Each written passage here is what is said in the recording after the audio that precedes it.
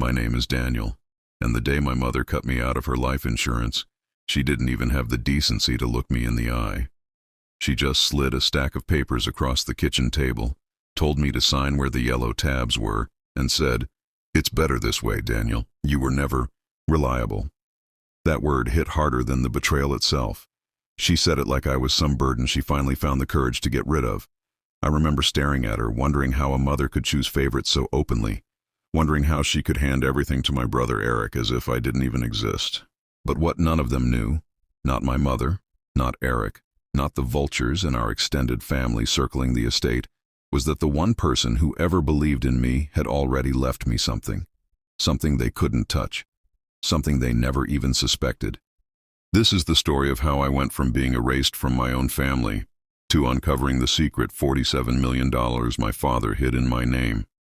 If you're into stories where betrayal gets exposed and the truth hits harder than the lies, stick around. This one gets personal. I grew up in a house where love felt like a competition. If Eric got an A, my mom threw a barbecue. If I got an A, she said, "Good, try to keep up with your brother." Everything was measured against him, and I was always the kid who fell short no matter how hard I tried. By the time we hit our 20s, Eric had become the golden son. Finance job, perfect hair, perfect smile, perfect everything. My mother worshipped him. I, on the other hand, was the one who still hadn't figured life out, according to her.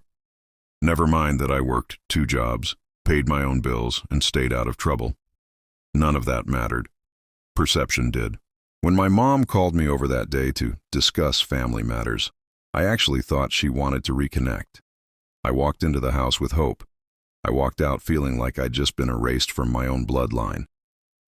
She said the insurance money needed to go to someone responsible, someone who would know what to do with it. She meant Eric. She always meant Eric. I asked her why she was doing this, and she told me I never showed initiative in life. And Eric, well, he was her pride. The funny part, Eric stood in the doorway the whole time, leaning against the frame with that smug half-smile he'd perfected since childhood. "Don't take it personally, man," he said. "Mom just wants what's best for the family." It felt like being kicked while I was already down. I didn't argue. I didn't fight. I didn't beg. I just left. I drove away from that house with a hollow feeling I couldn't shake. For the first time in years, I realized I had no reason to go back. But here's where the universe, or fate, or maybe just the ghost of my dad, stepped in.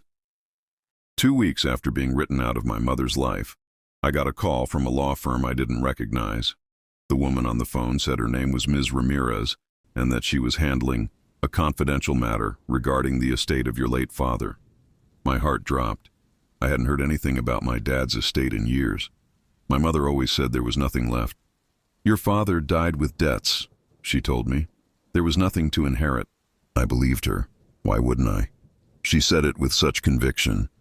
Ms. Ramirez didn't say much else on the phone, except that I needed to come in, alone, and bring identification. Her tone was firm, almost protective. It was the strangest feeling, sitting in that small conference room while she slid a sealed envelope toward me. Inside was a letter from my dad, written months before he passed. And that's when everything I thought I knew about my family shattered. The moment I saw my dad's handwriting, my chest tightened. He always wrote in these slow, careful strokes, like every letter mattered. Seeing it again after all these years felt like someone reached into my past and pulled me back into a moment I didn't know I still needed. I unfolded the letter with shaking hands. "Daniel," it began, "if you're reading this, your mother has made decisions I can no longer influence." That line alone told me everything. He knew. He saw the way my mother treated me. He saw the imbalance. Maybe he even tried to stop it. But the next lines, those changed my life. "You were always stronger than you realized. I watched you grow into a young man who led with heart, even when the world tried to harden you. And that is why I made arrangements in your name, arrangements no one else can touch." Ms. Ramirez watched me silently as I continued reading. The letter explained that years before he passed, my dad had liquidated his business shares and placed the proceeds into a trust.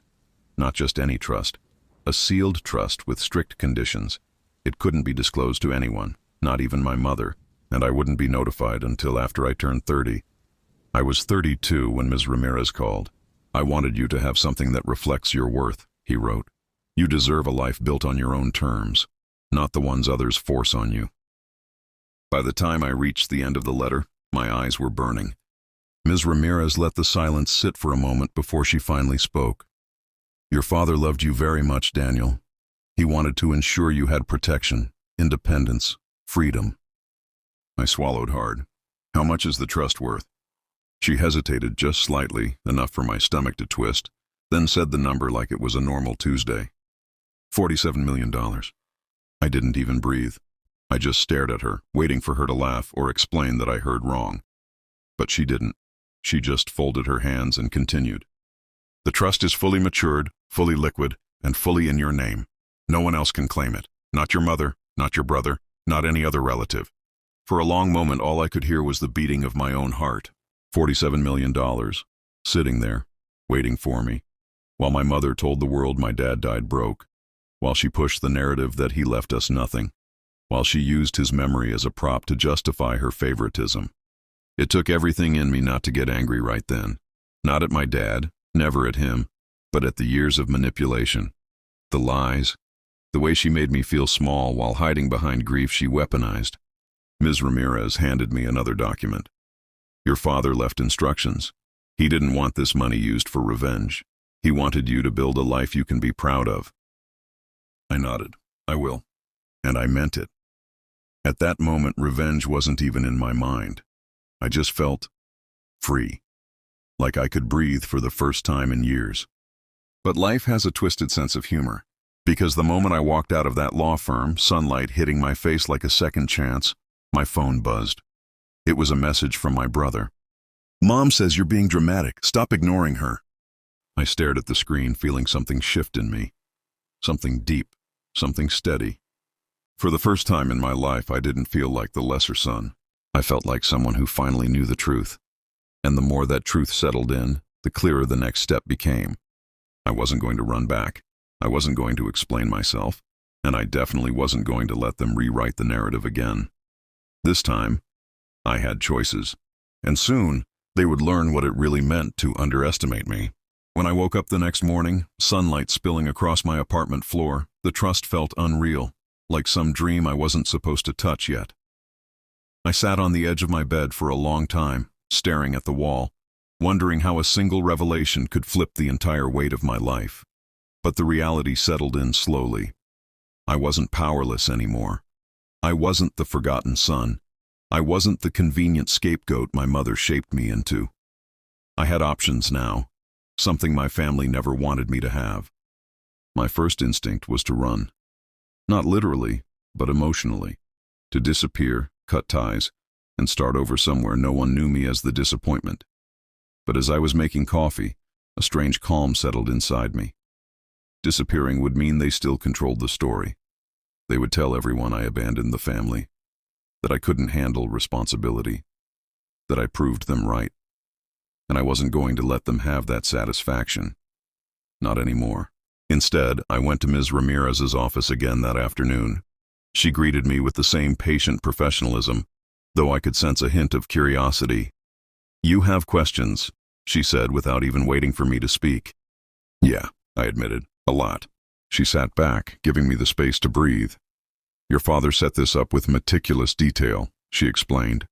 "The trust was designed to activate when you showed the capacity to stand on your own. That's why the maturity date was delayed. He wanted to give you time to grow without anyone else's interference." My throat tightened again. My dad always saw something in me, something my mother dismissed instantly. I thought it was just fatherly affection, a kind of blind love. But now it felt like he understood exactly what I needed, even when I didn't. "What am I allowed to do with the money?" I asked. "Anything," she replied. "There are no spending restrictions, only one guideline. Your father hoped you would use it to build your future, not destroy others." She paused. "That doesn't mean you can't hold boundaries. You're allowed to protect yourself." Her wording struck me. Not revenge, protection. My father wasn't asking me to be a saint. He just didn't want me dragged down to the level of people who didn't value me. After we finished signing the remaining documents, she handed me a sleek black folder. Inside were account details, investment summaries, and a card for a private banking advisor. Seeing it all in writing made my hands shake again, but this time with a mix of awe and fear. $47 million wasn't just money, it was a new identity. That night, I sat in my car, outside my childhood home. I didn't know what I expected. Maybe closure, maybe proof I didn't need anymore. The porch light was on, casting a warm glow across the old wood steps. I remembered sitting there as a kid, waiting for my mom to come home from work, eager for even a hint of approval.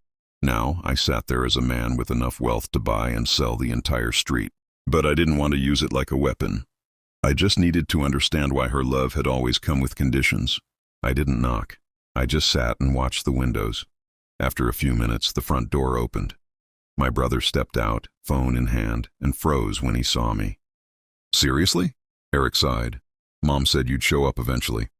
He walked over like he owned the place. And in our mother's eyes, he probably did. His expression carried the same superiority it always had, but now it felt different. I wasn't under it anymore. "What do you want, Daniel?" he asked. "If this is about the insurance, you need to drop it." Mom made her decision. "I'm not here about that," I said quietly. He scoffed. "Then what? Want an apology? She's not giving you one." Something inside me cracked at the arrogance in his voice. He truly believed I had crawled back because I needed something. He didn't understand anything had changed. "I came to tell you I'm done," I said simply. "I'm not fighting for a place here anymore." Eric's eyebrows shot up. Then he laughed. Full belly laugh, loud enough to make the porch lights flicker. "You're done? Daniel, you were done years ago." Mom just finally acknowledged it. I didn't respond. His words didn't hurt the way they used to. It felt like watching someone punch a pillow. No impact, no damage. "Good luck out there," he added, turning his back. "You're gonna need it." I let him walk away without a word. Not because he was right, but because for the first time he was completely irrelevant to my future. Driving home, I felt lighter. The door had closed on its own. I didn't have to slam it. The next few days were a blur of meetings with financial advisors, paperwork, and the strange duality of keeping the trust a secret while my mother continued sending me passive-aggressive messages. Families shouldn't turn their backs on each other. "Your brother is stepping up. You should learn from him. You're choosing distance, not us." I didn't reply. There was nothing left to say. Instead, I moved quietly. I rented a new place. I paid off my debts. I started sketching out business ideas, things I'd always dreamed of but couldn't afford to attempt. With every step I took, I felt more like the version of myself my dad believed I could be. But life has a way of circling back. A week later, my mother called me for the first time in months. Not a message, a call. The moment I saw her name on the screen, I knew something had happened, something big. And whatever it was about to drag everything into the light. The call came just after sunrise. I was halfway through making breakfast when my phone buzzed across the counter, vibrating in that frantic way only a parent's number can cause. For a moment, I just stared at the screen. Mom. No emojis, no pleasantries. Just her name, buzzing like a warning. I let it ring twice, debating whether to answer, but something in my gut, some instinct carved from years of emotional whiplash, told me this wasn't another guilt trip or lecture. So I answered. Her voice was shaky, not angry, not demanding, shaky. "Daniel, I need you to come home." Home. She still called it that, even after telling me I wasn't part of the responsible side of the family. I leaned against the counter, steadying myself. "What's going on?" "It's Eric," she said, breathless. "There was an issue with his job. They're investigating him. I don't understand everything, but he might lose everything. They froze his accounts. Daniel, they froze his accounts." I closed my eyes. Eric, the golden son, the one who could do no wrong, the one who lorded responsibility over me like it was a crown. Hearing that his carefully crafted world was falling apart didn't give me joy. It gave me clarity. Life wasn't punishing him. His choices were. But to my mother, accountability always sounded like injustice. Daniel, please, she whispered. We need your help. I need you. Those last words landed with the weight of a decade's worth of starvation. I had spent so long longing to hear them, longing for even a fragment of maternal affection, that my heart twisted on instinct. But then I remembered sitting across from her as she removed my name from her life insurance without blinking.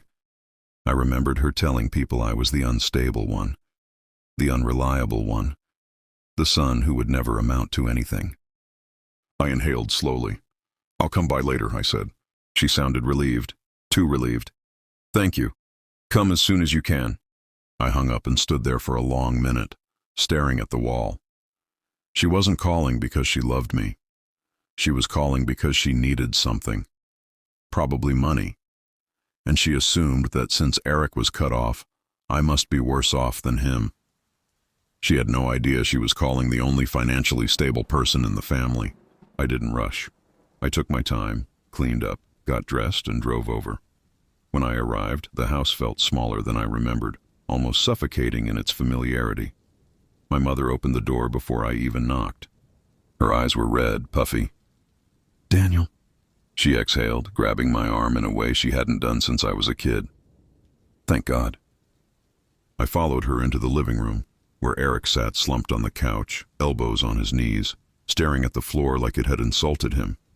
His ego had deflated so fast it hadn't even hit the ground yet. What happened? I asked, keeping my tone neutral. Eric lifted his head, eyes bloodshot. It's all a misunderstanding, he muttered defensively. They're accusing me of misconduct. Someone reported me. They think I messed with the investment accounts. They froze everything while they investigate. I nodded slowly. Did you? He scowled. Why would you even ask that? Because I knew him. Because he cut corners when it was convenient. Because he always assumed rules were for other people. But I didn't say it. I didn't have to. My mother hovered behind him, wringing her hands. Daniel, the lawyer said we need to gather funds fast in case he's suspended long term. We need to keep the house going, the bills paid, and we need to show the firm that we can support him while everything gets sorted out. There it was, the real reason I was summoned. We need you to help your brother, she said, voice breaking into tears she had never shed for me. We need you to step up for once. For once, I almost laughed. Instead, I sat down across from them, calm, centered, grounded in a way I had never been in this house before. What exactly are you asking for? I said. They exchanged a look. My mother stepped forward. 10,000 should be enough to start, just until things settle. You're not going to let your family fall apart, are you? The irony was bitter. She hadn't cared when I fell apart. She hadn't even checked on me after cutting me out of her insurance. But now, when her chosen son was in trouble, I was suddenly necessary. Daniel, my mother whispered, touching my shoulder, you're still part of this family. No, I said quietly, lifting her hand off me. I was part of this family when it was convenient for you. When it wasn't, you had no problem cutting me out. Her face stiffened, a crack forming in the mask she wore so effortlessly. This isn't the time to bring up old issues. It's the perfect time, I replied. Because the only reason I'm standing here is because you think I have nothing. You think I'm desperate for your approval. You think I'm the son who needs saving. Eric scoffed. You're seriously going to act self-righteous now? I turned to him. You told me not to take it personally when Mom erased me from her insurance. Remember? His jaw tightened. My mother stepped between us. Daniel, enough. We don't have time for this. We need your support. You're his brother. Brother, not son, not equal, just a tool. I took a breath. A slow one. The kind my father taught me to take when someone tried to break me down. I can help, I said finally. My mother's eyes lit up with relief so fast it almost hurt to watch. But not with the money, I continued, with the truth. Confusion washed over both their faces. The truth, I repeated, that I'm not the failure you think I am, that I'm not the one you should have worried about all these years. I leaned back in my chair, letting the weight of my next words fill the room. I have resources, more than you can imagine, but they're not for sale, not for guilt, not for people who only show up when their perfect world collapses. My mother stared at me like she was seeing a stranger. What are you saying? She whispered. I'm saying, I replied gently, that I'm done carrying this family's expectations, And I'm done being the one you call only in emergencies. Eric scoffed again, but there was fear under it now. You're bluffing. No, I said. I'm just not your backup plan. I stood up. My mother reached for me, her voice shaking. Daniel, please, we need you. For the first time ever, I didn't feel guilty. You needed me years ago, I said. You just didn't notice. And with that, I walked out. But as the door closed behind me, I knew this wasn't the end. They would come back. They would search for answers. They would eventually learn the truth. And when they did, everything would change. I thought walking out of that house would be the end of it. I thought the message was clear. I wasn't their safety net, and I wasn't their scapegoat anymore.